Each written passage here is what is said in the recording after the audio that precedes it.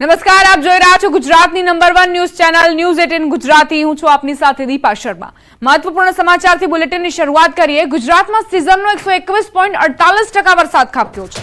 સૌથી વધુ કચ્છમાં 183.32% વરસાદ નોંધાયો।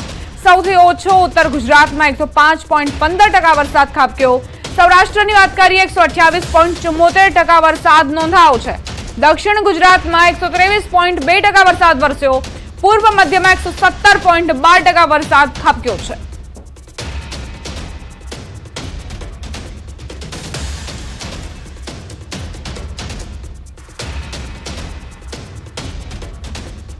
તો આખરે રાજ્યના કયા ઝોનમાં કેટલો વરસાદ વરસ્યો છે, સાદા આંકડામાં તેને સમજવાનો પ્રયત્ન કરીએ। સૌથી વધુ વરસાદની વાત કરીએ તો કચ્છમાં સૌથી વધુ વરસાદ ખાબક્યો છે। 183.32% વરસાદ અહીં નોંધાયો છે। સૌરાષ્ટ્રની વાત કરીએ 128.74% વરસાદ ખાબક્યો છે અને ત્યારબાદ દક્ષિણ ગુજરાતની વાત કરીએ તો 123.2% વરસાદ દક્ષિણ ગુજરાતમાં ખાબક્યો। ત્યારબાદ નંબર આવે છે મધ્ય ગુજરાતનો, જ્યાં 117.12% વરસાદ ખાબક્યો। ઉત્તર ગુજરાતમાં આંકડો 105.15% રહ્યો છે। તો આ અલગ અલગ ઝોનના આંકડા, સૌથી વધુ વરસાદ કચ્છમાં અને સૌથી ઓછો ઉત્તર ગુજરાતના, પણ તે પણ સામાન્યથી વધારે નોંધાયો છે ઉત્તર ગુજરાતમાં। આગળ વધી આવે, રાજ્યના 26 જિલ્લામાં 100%થી વધુ વરસાદ ખાબક્યો છે। 7 જિલ્લામાં 76 થી 100% વરસાદ નોંધાયો। ગુજરાતના તમામ જિલ્લામાં 75%થી વધુ વરસાદ ખાબક્યો છે। દક્ષિણ ગુજરાતના તમામ જિલ્લામાં 100%થી વધુ વરસાદ ખાબક્યો। કચ્છ જિલ્લામાં સૌથી વધુ 183.32% વરસાદ નોંધાયો છે।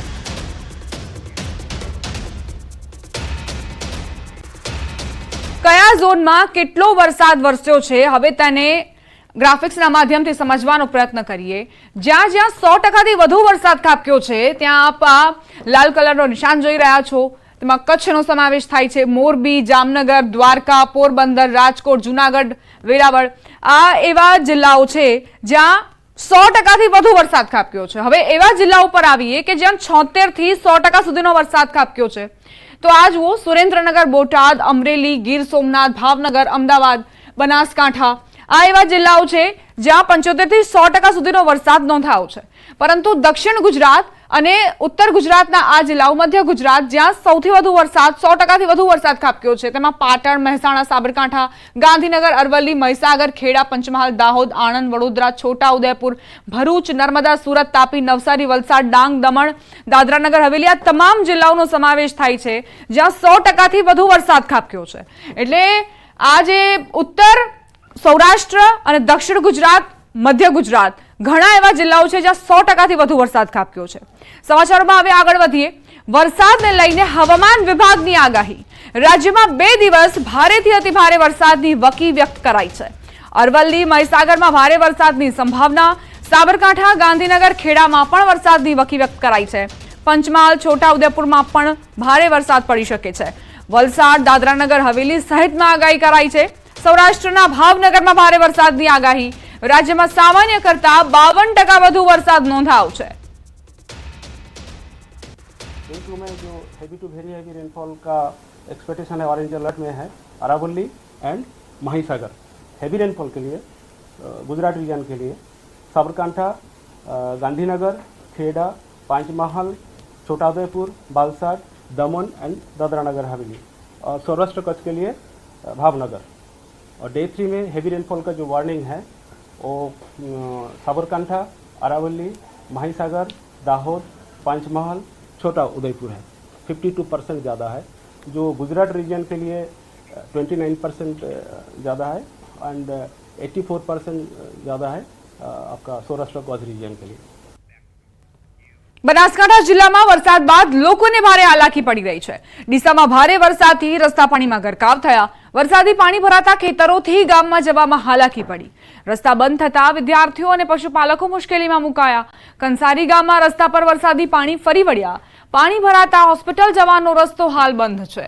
લોકો ઢીંચણસમા પાણીમાંથી પસાર થવા મજબૂર બન્યા છે। પાકો રસ્તો બનાવી પાણી નિકાલનો કાયમી ઉકેલ કરવા ગ્રામજનોએ માંગ કરી। છોકરાઓ શિક્ષણ વગર, શિક્ષણ રહિત ઘરે છે, દૂધ ઘરે પડ્યું છે।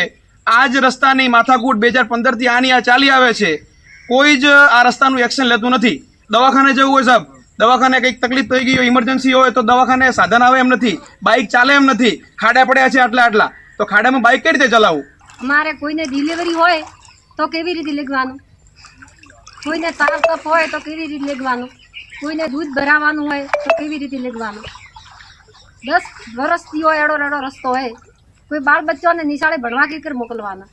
રસ્તામાં પાણી ભરાવાથી એટલી બધી તકલીફ પડે છે કે ખેતરના લોકો એ ગામ સુધી પહોંચી શકતા નથી દૂધ ભરાવવામાં, અને બાળકોને સ્કૂલે ભણવા જવામાં પણ બહુ તકલીફ પડે છે.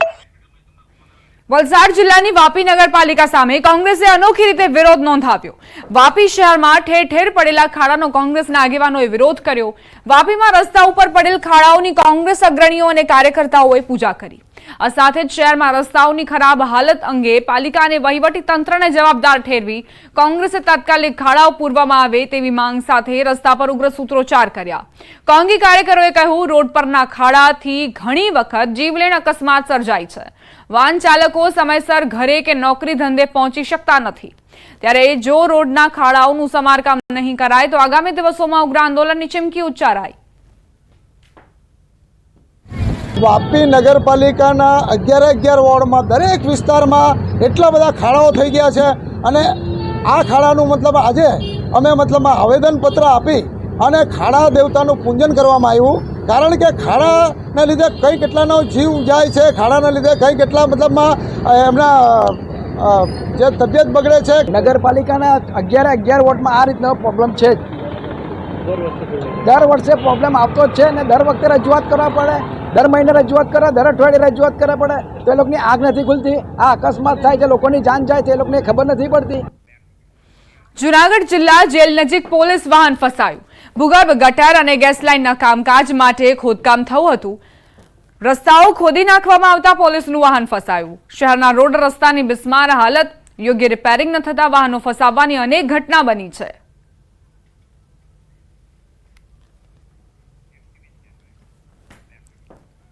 સાબરકાંઠા જિલ્લામાં મેઘરાજાએ તોફાની બેટિંગ કરી. વરસાદ વરસતા ઠેર ઠેર વરસાદી પાણી ભરાયા. ખેડૂતોના ખેતરોમાં પાણી ભરાતા ખેડૂતોની હાલત કફોડી બની. તલોદ, પ્રાંતેજ અને હિંમતનગર સહિત ગ્રામ્ય વિસ્તારમાં ભારે વરસાદથી ખેતરો બેટમાં ફેરવાયા છે. ખેતરોમાં પાણી ભરાતા પાકનો સોથ વળી ગયો. મગફળીના પાકને ભારે નુકસાન થયું. એક વીઘા મગફળી પાછળ 25 થી 30 હજાર રૂપિયાનો ખર્ચ થાય છે, પરંતુ હવે ખર્ચ પણ નીકળી શકે તેમ નથી. તંત્ર દ્વારા પાણી નિકાલની કામગીરી કરવા ખેડૂતોએ માંગ કરી.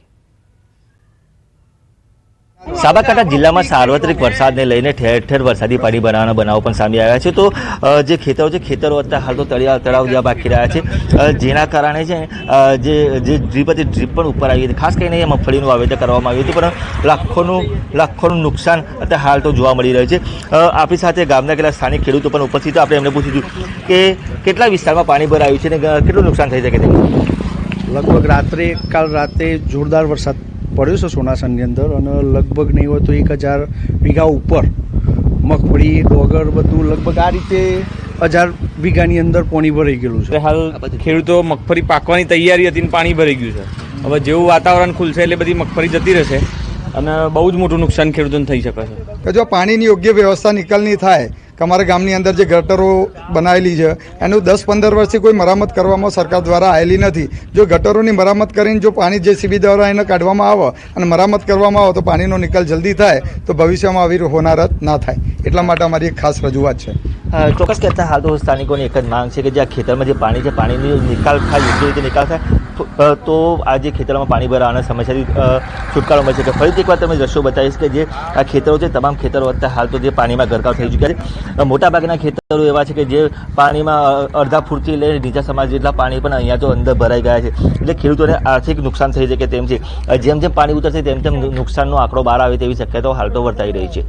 ઈશાન પરમાર, ન્યૂઝ 18 ગુજરાતી, સાબરકાંઠા. ગૃહિણીઓનું બજેટ ખોરવાઈ શકે છે. સિંગ તેલ, કપાસિયા તેલના ભાવમાં વધારો થયો. કપાસિયા તેલના ભાવમાં છેલ્લા 2 દિવસમાં ₹70નો વધારો થતા ડબ્બાનો ભાવ 1740 થયો. સિંગ તેલના ભાવમાં ₹60નો વધારો થતા ડબ્બાનો ભાવ 2690 પર પહોંચ્યો. તાજેતરમાં પડેલા વરસાદના કારણે મિલરોને પિલાણયુક્ત મગફળી નહીં મળતા ભાવ વધારો થયો છે. સંવાદદાતા અંકિત જોડાઈ ગયા છે વધુ જાણકારી સાથે. અંકિત, ગૃહિણીઓને ફરી એક વખત બજેટ ખોરવાશે તેવી સંભાવનાઓ છે, શું જાણકારી? ચોક્કસ દીપા, ખાસ કરીને વાત કરવામાં આવે તો નવરાત્રીના તહેવાર પૂર્વે સિંગતેલ અને કપાસિયા તેલના ભાવમાં વધારો જોવા મળ્યો છે. ખાસ કરીને જે પ્રમાણે વરસાદ અતિવૃષ્ટિ ખાસ કરીને સૌરાષ્ટ્રના કેટલાક જિલ્લાઓમાં થઈ હોવાનું છે તે સામે આવ્યું છે, અને તેના જ કારણે વાત કરવામાં આવે તો પિલાણીયુક્ત જે મગફળી જે આવતી હોય છે, જેને પેરિટી મગફળી કહેવામાં આવતી હોય છે, તે ખાસ કરીને હાલ તેનું પ્રમાણ ઘટ્યું છે, અને તેના કારણે સિંગતેલના ભાવમાં છેલ્લા 2 દિવસમાં ₹60નો વધારો થયો છે, અને તેના જ કારણે સિંગતેલના 15 કિલોના ડબ્બાનો ભાવ છે તે ₹690 સુધી પહોંચ્યો છે. ત્યારે કે કપાસિયા તેલના ભાવમાં 2 દિવસમાં ₹70નો વધારો થતા તેલનો ભાવ છે, ડબ્બાનો ભાવ છે તે ₹1740 સુધી પહોંચ્યો હતો. ખાસ કરીને વાત કરવામાં તો અગાઉ જે સિંગતેલનો ડબ્બો છે તે ₹2800 સુધી પહોંચ્યો હતો, પરંતુ ધીમે ધીમે ડબ્બાનો ભાવ છે તે નીચે આવી રહ્યો હતો. પરંતુ જે પ્રમાણે હાલમાં પિલાણીયુક્ત મગફળી આવી નથી રહી, તેના કારણે ડબ્બાનો ભાવ છે તે ફરી ₹2700 સુધી પહોંચવા માટે અગ્રેસર થયો છે. આભાર અંકિત, જાણકારી આપવા માટે. સાબરકાંઠાના તલોદ પંથકમાં તાજેતરમાં 2 કલાકમાં 4 ઇંચ વરસાદ વરસતા ગામમાં તળાવ જેવા દ્રશ્યો સર્જાયા. ત્યારે તલોદના ગોરા ગામમાં વરસાદી પાણી ભરાતા લોકો પરેશાન બન્યા છે. વરસાદી પાણી પ્રાથમિક શાળામાં ઘૂસ્યા. શાળાની આંગણવાડી, મધ્યાહન ભોજન કક્ષ પાણીમાં ગરકાવ. શાળામાં પાણી ભરાતા તંત્ર દ્વારા બાળકોને રજા આપી દેવાઈ. બીજી તરફ આંગણવાડી અને મધ્યાહન ભોજનમાં રહેલા અનાજનો જથ્થો પણ પલળી ગયો. અનેકવાર રજૂઆત કરવા છતાં પાણી નિકાલનો કોઈ નિવેડો નથી આવ્યો. ત્યારે ગામ લોકોએ તંત્ર સામે રોષ વ્યક્ત કર્યો. બાળકોનું શૈક્ષણિક કાર્ય બંધ રાખેલ છે, તેમજ તમામ શિક્ષકો હાજર છે. નિકાલ માટે તેના અમલીકરણ માટે અમે ફોન કરેલ છે, અને એનો ટૂંક સમયમાં નિકાલ થઈ જશે એવું અમને આશ્વાસન આપેલ છે. તલોદમાં વહેલી સવારે 2 કલાકમાં 4 ઇંચ જેટલો વરસાદ વરસ્યો હતો, જેના કારણે તલોદનું ગોરા ગામ છે બેટમાં ફેરવાયું હતું તેવું અત્યારે દ્રશ્યોમાં જોઈ શકાય. તલોદના ગોરા ગામે જે પ્રાથમિક શાળા આવી છે, પ્રાથમિક શાળા હોય, મધ્યાહન ભોજન હોય કે આંગણવાડી હોય, તમામ પાણીમાં ગરકાવ થઈ ગઈ છે. માત્ર અત્યારે હાલ તો શિક્ષકો જ એકલા આવ્યા છે. બાળકોને આજે રજા આપવામાં આવી છે. ખાસ કરીને જે વરસાદી પાણી ભરાવાને લઈને જે મધ્યાહન ભોજનનો અનાજનો જથ્થો કે આંગણવાડીનો અનાજનો જથ્થો પણ પડી ગયો છે, ને એના કારણે જો અન્ન બનાવ ન બને તે માટે અત્યારે હાલ તો ખાસ કરીને અહીંયા કોઈ બાળકોને રજા આપી દેવાની છે. માત્ર શિક્ષકો જ હાજર રહ્યા છે. તો અહીંના સ્થાનિકો પણ આપણી સાથે ઉપસ્થિત હોય, સ્થાનિકો સાથે વાતચીત કરીશું કે ગામમાં કયા પ્રકારની સમસ્યા છે અને અત્યારે ક્યાં ક્યાં પાણી ભરાયું છે. ગામની અંદર આ તલોદ તાલુકાના ગોરા ગામની અંદર અમારા ઘરો છે. અમારા ઘરોમાં પાણી ભરાઈ ગયું છે, બરાબર. આ સ્કૂલમાં પાણી ભરાઈ ગયું તો છોકરો અહીંયા આવે કઈ રીતના? રસ્તો ક્લિયર હોય તો આવે, બરાબર છે. અમે 3 થી 4 વાર તલાટીની રજૂઆત કરી. તલાટી કે મારે કંઈ લેવા દેવા સર નહીં, એવો જવાબ આ છોકરોને આપ્યો, બરાબર છે. તો એ ના કરે તો અમારે જવાનું ક્યાં, કોને કહેવાનું, બરાબર. કોઈ અધિકારી ઉપરથી એ જોવા આવ્યો નહીં હજુ સુધી. આ પાણીનો કોઈ નિકાલ તો અમારા ગટર લાઈન ચોબલા લાઇટ નથી, જો અંધારામાં એર ઓફર થઈ ગયા હતા, કારણ કે આ તલાવનો ભાગ છે. જીવજંતુ જાનવરને એવું પડે છે, કોઈ બીમાર થાય, કોઈ મરી જાય, કોણ જવાબદાર લે?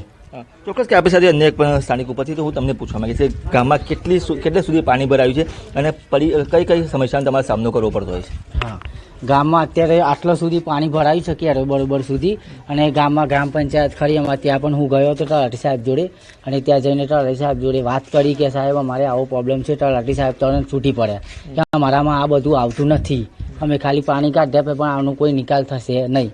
દર વર્ષે હર વર્ષે આનો આ જ પ્રોબ્લેમ રહેશે. અમારા ઘરમાં કોઈ બીમાર થયું હોય તો કઈ રીતે શાકભાજી લેવા જવું હોય કે અનાજ લેવા જવું હોય, ઘરમાં બીમાર કોઈ દવાખાને લઈ જવું હોય તો કઈ રીતે લઈ જવાના, એ બધી અમારી સમસ્યાઓ છે અત્યારે.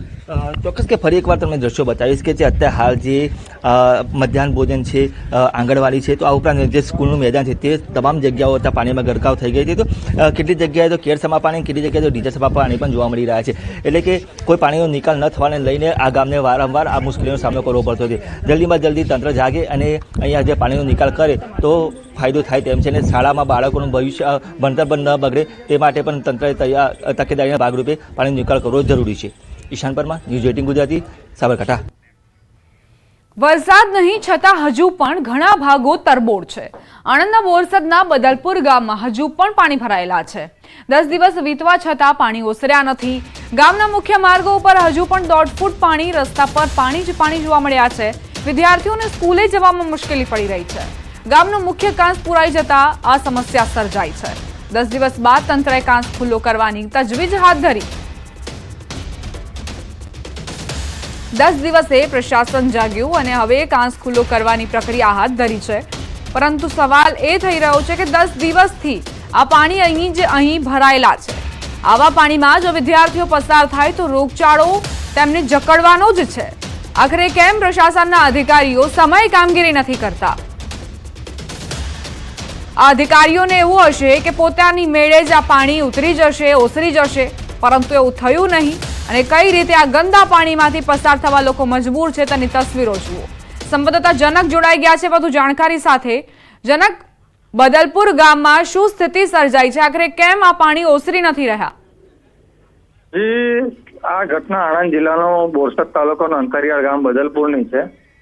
ખૂબ ભારે વરસાદ 8-10 દિવસ અગાઉ જે થયો ત્યારબાદ આજે બદલપુર ગામમાં જે એનું એન્ટ્રાન્સ છે પ્રવેશદ્વાર, ત્યાં લગભગ 500 થી 600 મીટરમાં આ વરસાદી પાણી હજી બી ઓસર્યા નથી. લગભગ 4-5 દિવસથી ખંભાતમાં વરસાદ વિરામની સ્થિતિ છે, એ છતાં બી આ વરસાદી પાણી ઓસર્યા નથી. આ જે બદલપુરના સ્થાનિક, હમણાં એક વ્યક્તિ સાથે મારે વાત થઈ, પ્રજાપતિવાસ અને હરિજનવાસમાં જ આ સમસ્યા છે. બાકી સમગ્ર બદલપુર નગર જે છે, વિલેજ, એ લગભગ 10 થી 12 હજારની વસ્તી ધરાવતું ગામ છે. પણ આ બે વિસ્તારો અતિ પ્રભાવિત છે. તેમના કહેવા પ્રમાણે ઘણા બધા રાજકીય નેતાઓ અને વહીવટી તંત્રના લોકોને પણ વાત કરી, પણ કોઈ નક્કર પગલાં લેતું નથી. અને હાલ આ પાણી વચ્ચે તેઓ જીવવા મજબૂર બન્યા છે. જી દીપા. આભાર જનક, જાણકારી આપવા માટે. પુણેના ઇન્દાપુરમાં એક હોટેલ માલિક ખાવાનું ના આપતા ટ્રક ડ્રાઈવરે આતંક મચાવ્યો. ડ્રાઈવરે ગુસ્સામાં આવી કન્ટેનર હોટેલ પર ચડાવી દીધી. હોટેલ બહાર પાર્ક કરેલી ગાડીઓને પણ ટક્કર મારી. પુણે સોલાપુર હાઈવે પર આવેલી હોટેલની આ ઘટના. કન્ટેનર લઈ ડ્રાઈવરે પુણે જઈ રહ્યો હતો અને ત્યારે હોટેલમાં જઈને ખાવાનું માંગ્યું, પરંતુ નશાની હાલતમાં હોવાથી હોટેલ માલિક ખાવાનું ન આપ્યું. બાદમાં તેણે ગુસ્સામાં આવી હોટેલ પર આતંક મચાવ્યો. આ કન્ટેનર ડ્રાઈવરની દાદાગીરી તો જુઓ. એક તો નશાની હાલતમાં તે હોટેલ પર જાય છે, માંગ કરે છે કે તેને જમવાનું આપે, પરંતુ આવી હાલતમાં તેને કોણ જમવાનું આપે? હોટેલ માલિકે ના પાડતા તેણે એવો આતંક મચાવ્યો કે હોટેલ ઉપર જ કન્ટેનર ચડાવી દીધું. આસપાસના વિસ્તારમાં જે ગાડીઓ ત્યાં પાર્ક કરેલી હતી તેને પણ નુકસાન પહોંચાડ્યું. હિંમત તો જુઓ આ નશેડીની. કન્ટેનર ડ્રાઈવરે કઈ રીતે આતંક મચાવ્યો તેના ફૂટેજ પણ સામે આવ્યા છે. ઘણા ત્યાં હાજર લોકોએ પોતાના કેમેરામાં આખી ઘટના કેદ કરી. ઘણા લોકો તેને રોકવાનો પ્રયત્ન કરતા પણ નજરે પડી રહ્યા છે, પરંતુ આ નશેડીએ કોઈનું ન માન્યું અને હોટેલ પર જ આતંક મચાવ્યો. કઈ રીતે હોટેલને નુકસાન પહોંચાડ્યું તેવું જુઓ. જે પતરા છે તે પણ તૂટીને નીચે પડ્યા છે. માત્ર ને માત્ર જમવાનું ન મળતા તેણે આ પ્રકારે હોટેલમાં જ આતંક મચાવી દીધો. તેણે પોતાનો રોષ જે છે તે કાબુમાં ન રાખ્યો.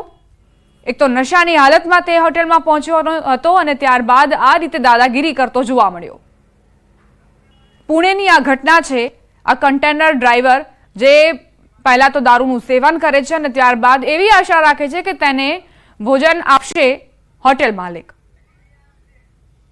આ રીતે તેણે ધમાલ મચાવી દીધી. આસપાસના વિસ્તારને પણ બાનમાં લઈ લીધો અને તેના ચહેરા પર એક પણ પસ્તાવાનો શિકંજ નથી. ખાવાનું ના આપતા જ તેનો આ રોષ જુઓ અને દાદાગીરી કઈ રીતે કરી રહ્યો છે તે પણ જુઓ. તેના હાવભાવ અને તેના રોષ પરથી તો એ જ લાગે છે કે તેને કોઈ પણ પસ્તાવો નથી પોતાની કરતૂત અને કારનામા પર. પુણેની આ ઘટના છે.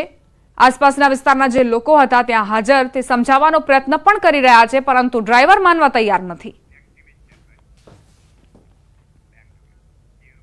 મહારાષ્ટ્રના ઉલ્હાસનગરમાં એક નશામાં ઓટો ડ્રાઈવરે ટ્રાફિક પોલીસ પર હુમલો કર્યો.